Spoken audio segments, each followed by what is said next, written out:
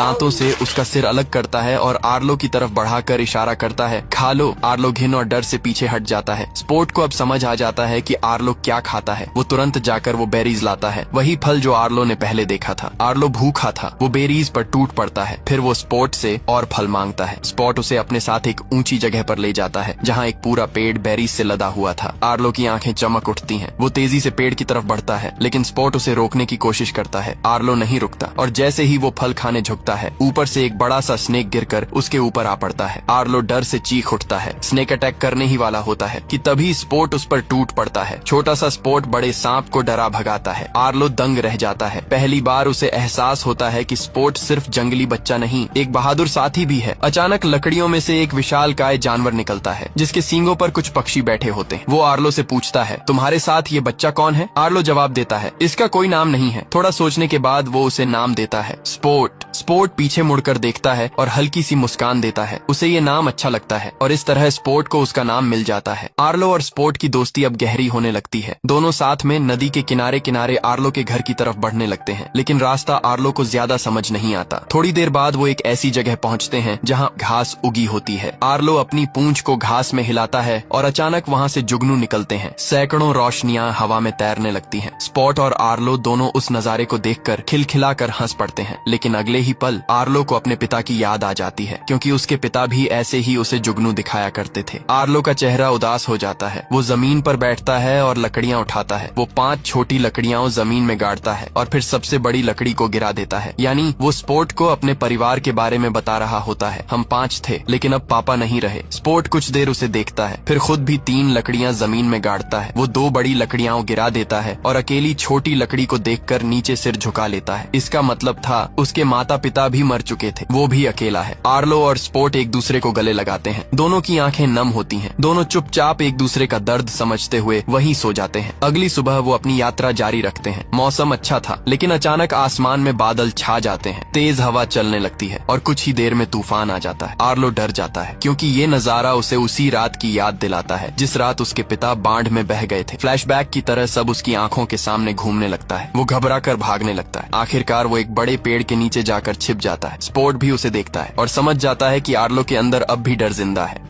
जब आर्लो की आंख खुलती है तो वो पाता है कि वो नदी से काफी दूर आ गया है। कहीं भी पानी नजर नहीं आता और अब उसे घर का रास्ता समझ में नहीं आता। दिल भारी हो आता है और वह उदास सा आगे बढ़ता है। थोड़ी ही देर में वह अजीब और गरीब परिंदों का एक झुंड देखता है। वे दिखने में खतरनाक और डरावने लगते हैं। आर्लो उनसे पूछता है, कृपया बताइए नदी किस तरफ है, मुझे घर जाना है। पर वे परिंदे झूठ बोलते हैं कि वे तूफान में घायल हुए जानवरों की मदद कर रहे हैं।